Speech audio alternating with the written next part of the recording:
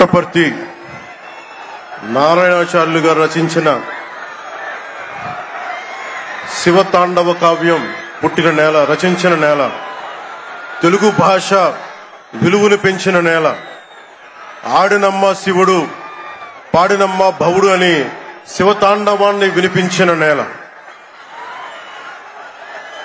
ఈ నేల ఒక పుట్టపర్తి నారాయణాచార్యులు,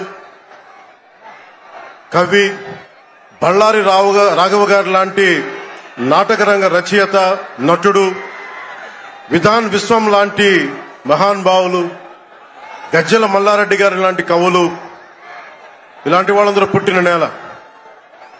ప్రతి రాయలసీమ కవులు కళాకారులు అనేది ఋతువులు ఎన్నైనా మా రాళ్లసీమకి ఒకటే ఋతువు, కరువు ఋతువు. కాలాలు ఎన్నైనా మా రాయలసీమకి ఒకటే కాలం, ఎండాకాలం. దాన్ని మనం రూపుమాపే ప్రయత్నం చిత్తశుద్ధితో చేస్తోంది. పరిశ్రమలు, ఉద్యాన పంటలు, సాగునీటి ప్రాజెక్టులు మొదలైనవి చేపట్టి రాయలసీమని రతనాల సీమగా మార్చే దిశలోనే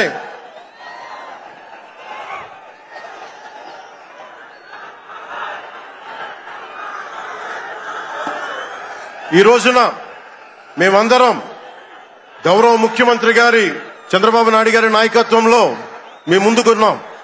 ఈ సూపర్ 6 కార్యక్రమం ఇన్ని వేల కోట్లు ఆర్థిక ఇబ్బందులుండి వీటన్నిటినీ ముందుకు తీసుకురాగలుగుతున్నామంటే మీ భవిష్యత్తు కోసం, యువత భవిష్యత్తు కోసం, మహిళల భవిష్యత్తు కోసం, ప్రతి ఆంధ్రప్రదేశ్ లో ఉన్న ప్రతి ఒక్కరూ బాగుండాలి, మీరు ఆనందంగా ఉండాలి.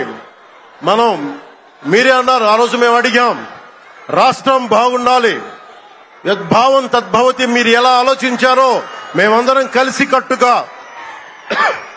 కలిసికట్టుగా పార్టీలు వేరైనప్పటికీ రాష్ట్ర హితువు, రాష్ట్ర క్షేమంగా ఒక్కొక్క పథకం ద్వారా ఒక్కొక్క కుటుంబానికి 25 లక్షల ఆరోగ్య బీమా వర్తిస్తుంది.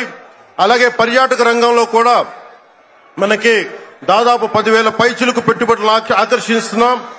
అలాగే పంచాయతీ రాజ్ శాఖలో కూడా పల్లె పండుగ ద్వారా 13,300 గ్రామ పంచాయతీలని గ్రామ సభలు నిర్వహించి రికార్డు చేసి 2,007 కిలోమీటర్ల బీటీ రోడ్లు, 4,000 కిలోమీటర్ల సిసి రోడ్లు చేయగలిగాం. 1,55,000 నీటి కుంటలు నిర్మించి 1 TMC నీటిని వర్షాకాలం నిల్వ చేయగలిగాం. అలాగే మూగజీవాల దాహార్తి తీర్చేందుకు 15,000కు పైగా నీటి తొట్లు నిర్మించాం. 22,518 మినీ గోకులాలు చేశాం.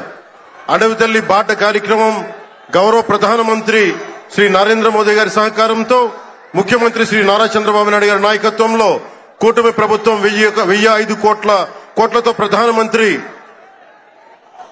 PM జన్మన్ పథకం, మహాత్మా గాంధీ జాతీయ ఉపాధి హామీ పథకం ద్వారా రాష్ట్ర ఉపాధి హామీ పథకం 625 గిరిజన గ్రామాలని అనుసంధానిస్తూ 1,069 కిలోమీటర్ల రోడ్ల నిర్మాణం జరుగుతోంది.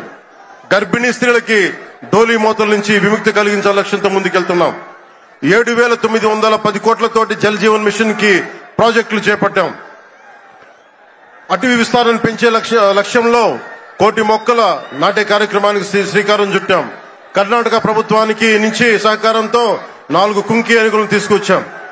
అలాగే శాంతి భద్రతల పరిరక్షణ వ్యవహారంలో భేదాలు చూడకుండా ముందుకు వెళ్తామని శాసనసభ సాక్షిగా గౌరవ ముఖ్యమంత్రి శ్రీ నారా చంద్రబాబు నాయుడు గారు స్పష్టం చేశాం. నేను అదే మాట చెప్పాను. ఆ మాట కట్టుబడే ముందుకు వెళ్తున్నాం. శాంతి భద్రతలకు ఎలాంటి ఆటంకం కలగకుండా ఉన్నప్పుడే రాష్ట్రంలో పెట్టుబడులు, పరిశ్రమలు వచ్చి యువతకి ఉపాధి, ఉద్యోగ అవకాశాలు లభిస్తాయి. ముఖ్యంగా మన రాయలసీమ యువతకి మీరు ఉపాధి అవకాశాలకు వేరే రాష్ట్రాలకు వెళ్లకుండా మన అనంతపురంలో, మన కర్నూలు, మన కడప, మన చిత్తూరు జిల్లాల్లో మొత్తం ఉపాధి అవకాశం పక్క రాష్ట్రాల నుంచి మనకు వచ్చేలాగా పారిశ్రామికరణ జరగాల దిశగా గౌరవ ముఖ్యమంత్రి నారా చంద్రబాబు నాయుడు గారు ఆధ్వర్యంలో, ఆయన నాయకత్వంలో ముందుకు తీసుకెళ్తున్నాం.